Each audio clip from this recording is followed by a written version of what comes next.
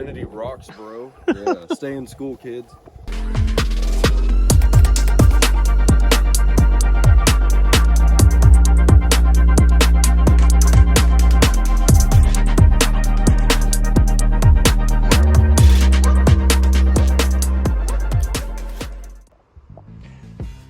What's going on, everybody? We're back with another video of a broken car.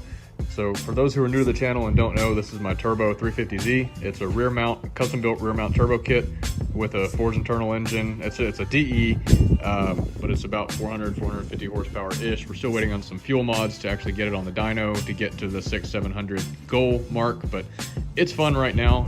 Back to the topic that we need to do. I put a Concept Z performance clutch in it. I'll put a link to the exact clutch that I had used, but I put it on the factory flywheel. Don't ask me why. I'm learning the hard way now that I should not have done that, because the factory flywheel on these cars is dual mass. That essentially means that it's two separate pieces that's put together with some rubber isolators. It's supposed to make it easier to drive with less chatter in the transmission and a little bit easier at slower speeds. But at cranked up horsepowers, it does not work and it kind of comes apart. So I'm theorizing that the rubber has separated. I have a lot of slack in the drivetrain and it gets this weird chatter whenever I ride on the clutch. So we have a lightweight Concept Z performance flywheel. It is right here. It should be around 17 pounds, and also picked up an ARP set of crank bolts for it as well. The clutch I have now only has about 10,000 miles on it or so, so I'm gonna reuse that on this new flywheel. It's pretty nice from Concept Z Performance. One thing to warn you guys about: when you do these without a dual mass, it will have a considerable amount of chatter in the transmission. Sounds like there's something wrong in your motor. People ask me about it all the time. Just got to deal with it. It's just a CD009 thing. Anyways, let's go ahead and get this thing jacked up, and we're gonna start pulling the transmission, I guess. Let's get this thing moved out the way. It's broken! What? You've got to be kidding me. The last time this happened, it was the cam and crank sensors. Maybe they're all new. They shouldn't. Damn Nissans. It's hard to tell, but the fuel pump fuse is blown for some reason. That 15 amp right there. I don't know why. I did put a larger fuel pump in it for the turbo, so I'm curious if that's draws more amperage or something. I don't know, but I've got my buddy Kelby coming over here to bring me some more fuses. That way we can get this thing started, so it's not all crooked in the driveway, and we'll get it jacked up and pull this transmission out. Do you come with fuses? I did the right there. Ah.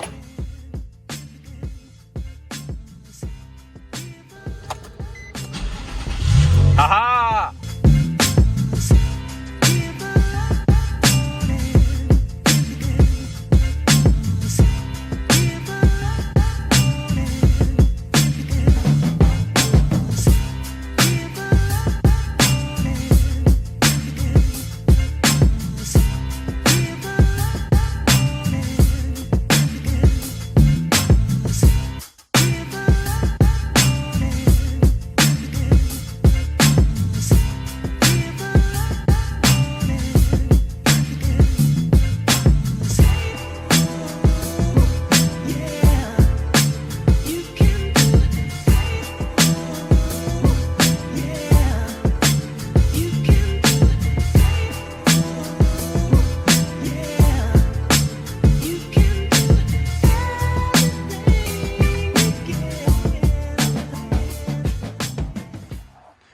All right, it's been a little bit. We got the exhaust out. We got the drive shaft out.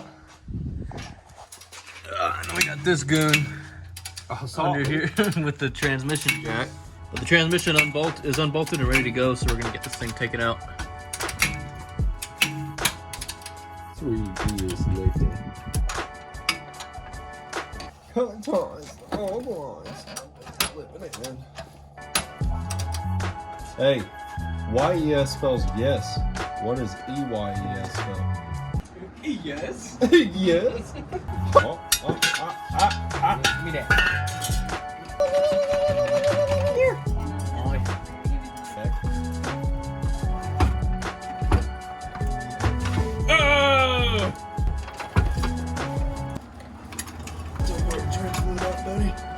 That's fine. I'll put more in it. Alright. Jack, drop the transmission. What are you trying to do?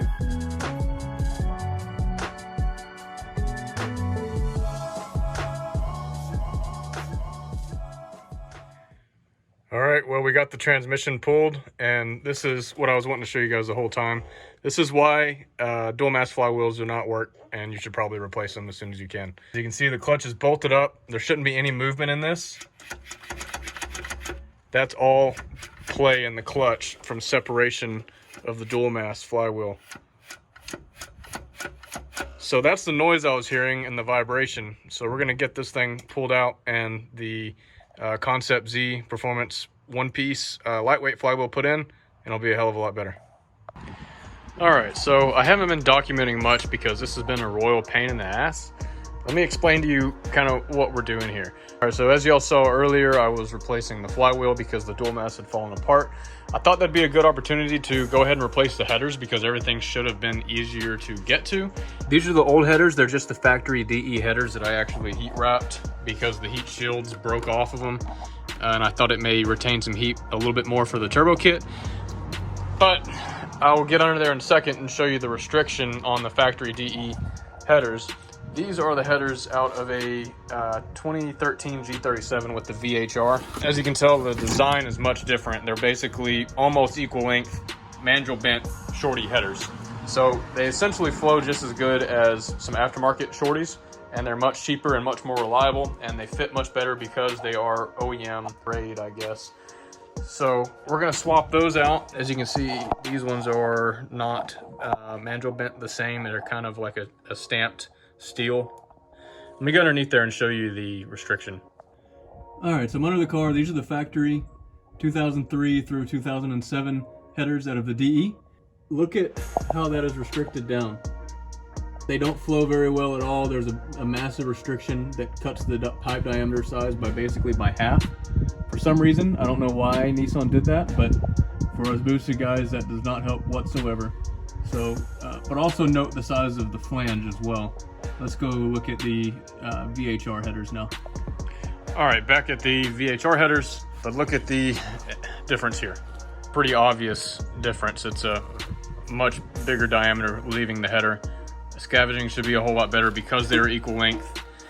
The only difference is the flange is a little bit different. So you're not able to run your factory cats or your factory or your aftermarket test pipes. The flange is different. So in order to run these on a DE, you do have to get VHR or HR test pipes or catalytic converters, but they bolt up to the Y pipe the exact same. So your Y pipe is the same. You have to replace the test pipe or the cat and the headers. So the main reason I decided to do this, these are the old ones. They are some ARC Performance high flow cats with Helmholtz resonators. They're really badass. They sound great, but they don't work that great when you're boosted. As you can tell, that cat is completely blown apart. I know everyone's gonna say, why did you leave your catalytic converters on if you're boosted? Honestly, I wanted it to be a little bit more dailyable and it won't smell like crap because VQs with no cats, they really don't smell that great. This is what's going in its place. This is just a straight through test pipe for a G37 or a 370Z with the VHR or HR engine. The flange is the same. So once you swap the headers, you'll need some G37 or 370Z test pipes. Now you know.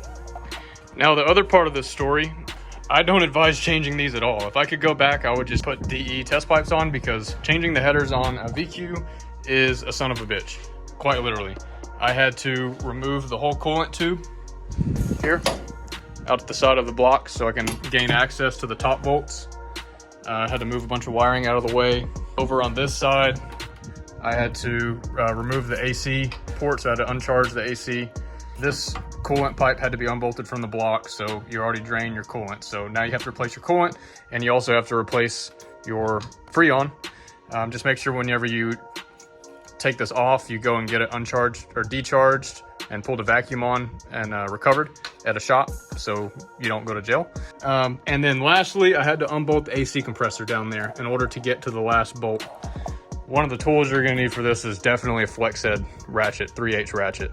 So if you don't have one of these, you're pretty much out of luck. Like this is a must for sure.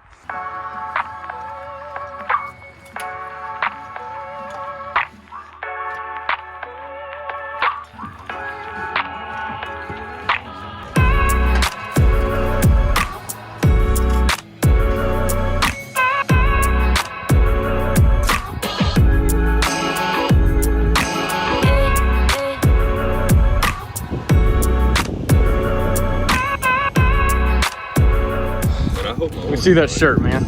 See this shirt? Virginity rocks, bro. Yeah, stay in school, kids. You want to see something funny I discovered? Yeah. I took the O2 sensors out of these ones that I've been shooting flames through with the rolling anti-lag.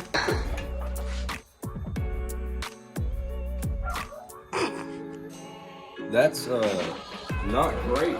Yeah, this one's the same. Well, sort of. Look at this. That's, yeah. So one thing I noticed, if you look at the flange for the DE headers, there's holes all the way around, even though bolts only went in a handful of them. But there was not one here, and there's not one on the opposite side over there. If you look at the HR, they're flipped. So we would essentially have to either drill a hole here and drill a hole there, or swap the studs. And I found out it's much easier to swap the studs. You need a reverse Torx E style bit. This is an E8.